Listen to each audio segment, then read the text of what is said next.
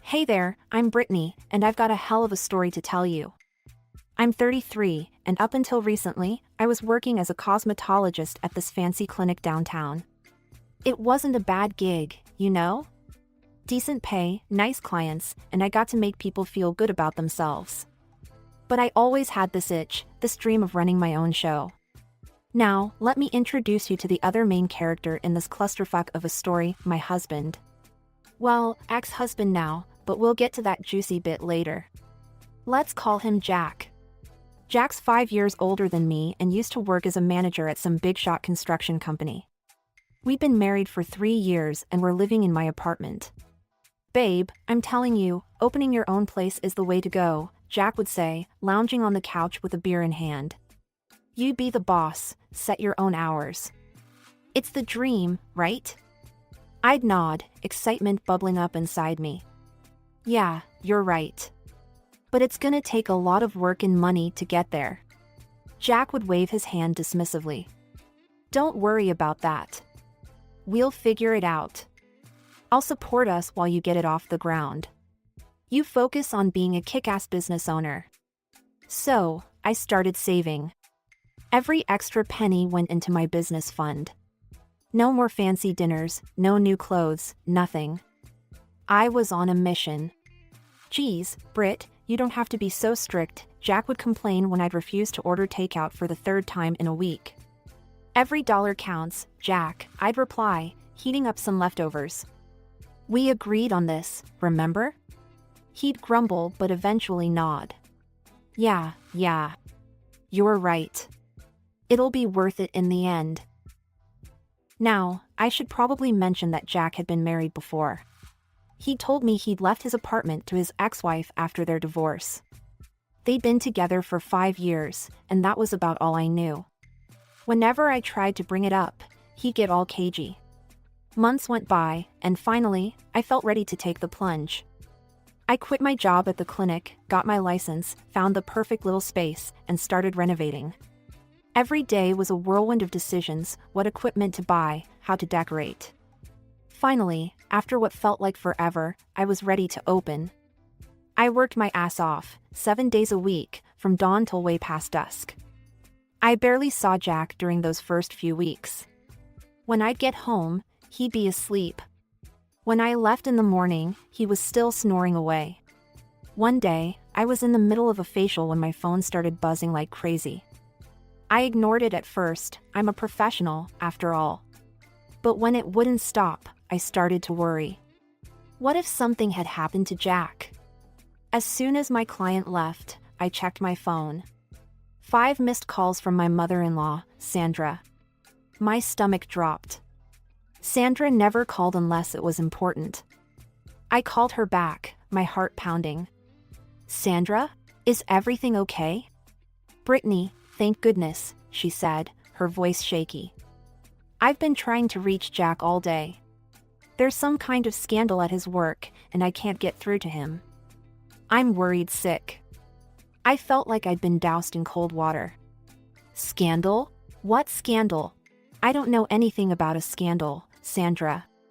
Jack hasn't mentioned anything to me. There was a long pause on the other end of the line. Oh, Sandra finally said. I see. Well, if you hear from him, please ask him to call me. That night, I waited up for Jack. He stumbled in around midnight, reeking of beer. Where have you been? I asked, trying to keep my voice level. Your mom's been trying to reach you all day. Something about a scandal at work? Jack froze, then let out a long sigh. He slumped onto the couch, not meeting my eyes. I guess I should have told you sooner. I quit my job about a month ago. I felt like the wind had been knocked out of me. A month? You've been unemployed for a month and you didn't think to mention it? What happened? I got into a fight with my boss, he said, his voice bitter. He was being a complete asshole, and I couldn't take it anymore. My pride wouldn't let me stay. I took a deep breath, trying to process this bombshell. Here I was, working myself to the bone, and Jack had been sitting at home this whole time? Why didn't you look for another job? I asked. Jack looked at me then, his eyes pleading. I think I'm burned out, Brit. I need a break.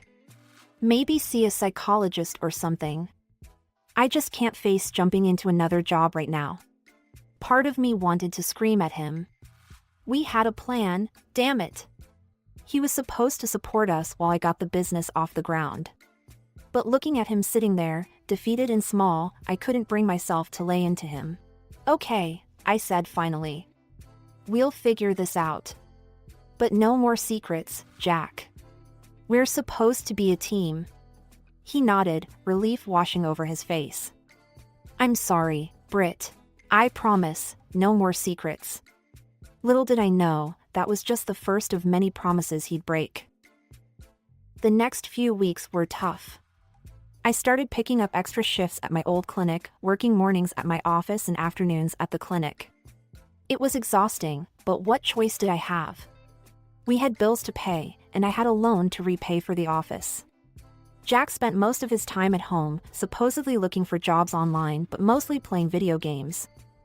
I tried to be supportive, reminding myself that mental health was important. But as the weeks turned into months, I started to wonder if he was really trying at all. Then, finally, a glimmer of hope. Jack came home one day, grinning from ear to ear. I got a job, he announced. I was so relieved I could have cried. We celebrated that night with a bottle of wine, toasting to new beginnings. For a moment, it felt like everything was going to be okay. Jack's new job lasted all of a month. One day, I came home from a particularly grueling shift to find him sprawled on the couch, beer in hand, staring blankly at the TV. You're home early, I said, a sinking feeling in my stomach. He shrugged, not taking his eyes off the screen. Quit. I felt like I'd been punched in the gut. What? Why? Boss was a moron, Jack muttered. Wanted me to be some kind of robot. All about discipline and following orders. Screw that noise. I took a deep breath, trying to keep my cool. Jack, we talked about this. We can't afford for you to keep quitting jobs. He finally looked at me, his eyes hard. What, so I'm supposed to be miserable? I thought you'd be more understanding, Brit. I bit my tongue, not wanting to start a fight. But inside, I was seething. Understanding? I was working myself to the bone while he sat around drinking beer and playing video games. The next 6 months were a blur of work, stress, and mounting frustration. I'd come home to find Jack exactly where I'd left him, surrounded by empty beer cans and takeout containers. Any luck with the job search? I'd ask, trying to keep the desperation out of my voice. Nothing good out there, he'd reply, waving his hand dismissively. I'm looking for something interesting, you know? With good pay but not too demanding. I wanted to scream. Who didn't want a job like that? But those jobs didn't just fall into your lap. You had to work for them. One night, after a particularly long day, I came home to find Jack actually up and about. He had this weird, excited look in his eyes. Brit, I've been thinking, he said, pulling me down onto the couch next to him. We should have a baby. I stared at him, sure I'd misheard. What? Yeah, think about it, he said, grinning. I could be a stay-at-home dad. You'd go to work, I'd take care of the kid. It's perfect. I couldn't believe what I was hearing. Jack, you've never even washed a dish in this apartment. How are you going to take care of a baby? His face fell. What, you don't think I could do it? It's not that, I said, trying to be diplomatic. It's just, taking care of a baby is a lot of work. And we're not exactly in a great financial position right now. You're being cruel, he said, his voice low. You don't understand my problems. I laughed, a short, harsh sound. Your problems? Jack, I'm working 7 days a week. I'm exhausted. And you want to add a baby to this mess? He stormed off, slamming the bedroom door behind him. I sat on the couch, my head in my hands, wondering how we'd gotten to this point. It started with the computer games. At first, I didn't think much of it. Everyone needs a hobby, right? But then I noticed our joint account was hemorrhaging money. "Jack," I said one evening, my voice tight with frustration, "did you buy another game? And, did you upgrade your computer?" He didn't even look up from the screen. "Yeah, so what? It's our money, isn't it?" I took a deep breath, trying to stay calm. "We're supposed to be saving, remember? For our future." He paused the game and turned to me, his face a mask of innocence. "Babe, it's an investment. In my leisure time, you know? Don't worry, I'll pay it all back when I get a job." That was the last straw. The next day, I closed our joint account and stopped giving Jack money altogether. If he wanted to act like a child, fine. But I wasn't going to be his personal ATM anymore. I thought that would be the end of it. Boy, was I wrong. The fights started almost immediately. Jack would stomp around the apartment, slamming doors and muttering under his breath. "You don't respect me," he'd yell. "You're trying to control me." I tried to reason with him. "Jack, I'm just trying to keep us afloat. We can't keep spending money we don't have." He stormed off, leaving me standing in the kitchen, wondering how we'd gotten to this point. Days went by, and Jack didn't lift a finger around the apartment. Dishes piled up in the sink, laundry overflowed the hamper, and takeout containers littered every surface. I was working myself to the bone, and he couldn't even be bothered to run a vacuum. Then came the day that changed everything. I came home early from work, a migraine pounding behind my eyes. As I approached our apartment door, I heard Jack's voice drifting through the open window. "Yeah, Mom, I need a new suit for this great new job," he was saying. "Could you spot me some cash? I'll pay you back as soon as I get my first paycheck." I froze, my hand on the doorknob. "New job? What new job?" I burst into the apartment, startling Jack so badly he dropped his phone. "What new job, Jack?" I demanded.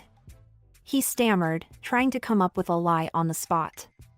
But I'd caught him red-handed. "You were going to take money from your parents? For a job that doesn't exist?" I was shaking with anger. I was going to tell you," he mumbled. "Tell me what? That you're a liar? That you'd rather scam your own parents than get off your ass and find a real job?" The fight that followed was epic. We screamed, we cried, we said things we couldn't take back. In the end, Jack grabbed a bag and stormed out, saying he was going to stay with his parents for a while.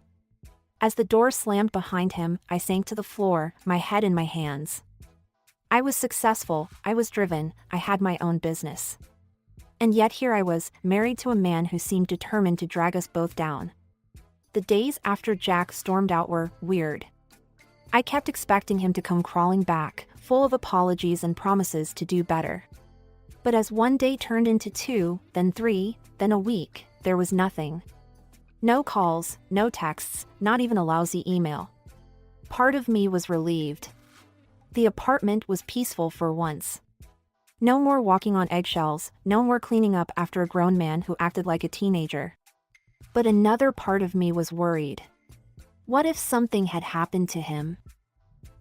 Just when I was starting to consider calling his parents, my phone rang. Jack's name flashed on the screen. I answered, my heart pounding. "Jack? Where are you? Are you okay?" His voice came through, loud and cheerful. "Hey babe, guess where I am? Las Vegas. Can you believe it? Mom always wanted to come here, so we decided to make it a family trip. It's amazing." I felt like I'd been punched in the gut. Las Vegas? While I was here worrying about him? "What do you mean, we decided?" I asked, my voice tight. "When did you decide this?" "Oh, you know, it was kind of spur of the moment," he said, his voice nonchalant. "I told Mom and Dad about my great new job offer, and we thought, why not celebrate?" I gripped the phone so hard my knuckles turned white. What job offer, Jack? We both know there isn't one. There was a pause, then Jack's voice came back, lower this time. Look, what they don't know won't hurt them, right? We're having a great time. I'll find a job when we get back, I promise. And how exactly are you paying for all this? I asked, dreading the answer. Oh, don't worry about that, he said, his voice bright again. I borrowed a couple of your credit cards. But don't freak out. I'll bring you back a magnet or something, okay? Have a great weekend. And then he hung up, just like that. I stood there, staring at my phone, feeling like my whole world was crumbling around me. This man, this person I had married, had stolen my credit cards to fund a vacation based on a lie. Something inside me snapped. I was done. No more second chances, no more excuses. With shaking hands, I opened my banking app and blocked every single one of my cards. Then I called a locksmith. I need my locks changed, I said. Today. As soon as possible. The locksmith came and went, and I was left alone in an apartment that suddenly felt too big, too empty. But I wasn't done yet. I grabbed my phone and made one more call. To a divorce lawyer.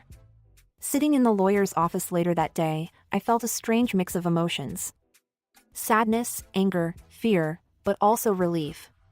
As I signed the divorce papers, I realized this was the first step towards taking back control of my life. I was just settling in for a quiet evening at home, the first in what felt like forever, when my phone started buzzing. Jack's name flashed on the screen. I took a deep breath and answered. Brit, thank God you picked up. Jack's voice was frantic. Something's wrong with the cards. They're not working. We can't pay for anything. I could hear the panic in his voice, but I felt oddly calm. That's because I blocked them, Jack. There was a moment of stunned silence on the other end. Then, you what? Why would you do that? Because they're my cards, Jack. I didn't give you permission to use them. But we're stranded here. Mom and Dad are freaking out. You have to unblock them. I could hear the desperation in his voice, but I stood my ground. No, I don't have to do anything. You got yourself into this mess, you can get yourself out. That's when he lost it. Are you kidding me? You're putting me in an impossible situation here. You're my wife, you're supposed to help me. Unblock the cards right now, or I swear to God, I'll divorce you. I burst out laughing then, a full belly laugh that felt like it was coming from someplace deep inside me that had been locked away for too long. Oh, Jack, I said, once I could speak again. You're a little late for that threat. And I hung up. The next day, I rented a storage unit and packed up all of Jack's things. Every shirt, every game console, every little knick-knack that reminded me of him, it all went into boxes and then into storage. I knew Jack would be coming home soon, probably expecting to waltz right back into our apartment like nothing had happened. Well, he was in for a surprise. Sure enough, a few days later, my phone rang again. Jack's voice was a mix of confusion and anger. Brit, what the hell? I can't get into the apartment. Did you change the locks? Yes, I did, I said calmly. Your things are in a storage unit. I'll text you the address and unit number. My things? What are you talking about? Let me in, Brit. This isn't funny. I took a deep breath. This was it. I'm not joking, Jack. I've filed for divorce. The papers should be arriving at your parents' house any day now. There was a long silence. Then, divorce? Brit, come on. You can't be serious. We can work this out. Let's start over, okay? I'll do better, I promise. It's over, Jack, I said firmly. I've made my decision. Please don't contact me again except through my lawyer. I hung up and blocked his number. As I sat there in my quiet apartment, I felt a strange mix of emotions. Sadness for what could have been. anger at all the lies and betrayal. But mostly, I felt relief. For the first time in a long time, I felt like I could breathe. A few days after I'd blocked Jack's number, my phone rang with an unfamiliar number. I almost didn't answer, thinking it might be Jack trying to reach me from another phone. But something made me pick up. "Hello?" I said cautiously. "Britney?" "It's Sandra, Jack's mother." My stomach clenched. Here it comes, I thought. The angry tirade about ruining their family vacation, about being a terrible wife, about not standing by my man. "Sandra," I said, trying to keep my voice neutral. "I'm sorry about what happened in Las Vegas." But she cut me off. "No, Britney. I'm the one who should be apologizing. I'm so disappointed in Jack. I thought he had changed." "What do you mean?" I asked, my curiosity piqued. There was a long sigh on the other end of the line. "Britney, there's something you should know. Jack's first marriage, it didn't end because they grew apart, like he told you. His ex-wife left him because of his irresponsibility. His lying, his inability to hold down a job, his stealing. I felt like I'd been punched in the gut. He never told me." "I know," Sandra said softly. We hoped that living with you, seeing how hardworking and responsible you are, it would inspire him to change. To grow up." Her voice trailed off, and I could hear the pain in it. I felt a surge of sympathy for her. She'd been duped just as much as I had. "Sandra, I'm so sorry," I said. "I had no idea." "No, Britney. I'm sorry," she said firmly. "I'm sorry we didn't tell you the whole truth from the beginning. I'm sorry we let you go through this. And I'm more sorry than I can say for what Jack has done to you." I felt tears welling up in my eyes. "Thank you," I whispered. "I want you to know," Sandra continued, "that when we found out the truth, how he'd been lying to you for months, how he stole your credit cards, how he'd been deceiving us about having a job, we kicked him out. He's not welcome in our home right now." I was speechless. I'd been so worried about facing judgment from Jack's family, and here they were, standing by me instead. "I don't blame you for divorcing him, Britney," Sandra said. "You deserve so much better. I hope you don't think badly of all of us because of Jack's actions." "No, of course not," I said quickly. "Sandra, I never blamed you or your husband. You've always been kind to me." We talked for a while longer, Sandra filling me in on some of the details I'd missed. By the time we hung up, I felt like a weight had been lifted off my shoulders. I wasn't alone in this. I wasn't crazy for feeling betrayed and angry. In the weeks following my conversation with Sandra, life started to settle into a new rhythm. I threw myself into my work, finding solace in the familiar routines of my cosmetology office. Without Jack's constant drama and financial drain, I found myself with more energy, more focus, and, surprisingly, more money. But Jack wasn't going to let go without a fight. One evening, as I was locking up the office, I spotted a familiar figure leaning against my car. My heart sank. "Brit," Jack called out as I approached. "Can we talk, please? I've changed, I swear. I'm looking for a job, a real one this time. I'll pay you back every cent. Just give me another chance." For a split second, I felt a twinge of something. Nostalgia? Pity? But then I remembered all the lies, all the broken promises, all the stress and pain he'd put me through. "No," I said firmly. "I'm done giving you chances, Jack. Please leave." I brushed past him and got into my car, my hands shaking as I started the engine. As I drove away, I saw him in my rearview mirror, standing there looking lost. But I didn't turn back. That was the last time I saw Jack in person. He tried calling a few more times, from different numbers, but I blocked them all. Eventually, the divorce was finalized without any further drama. And you know what? Life got better. A lot better.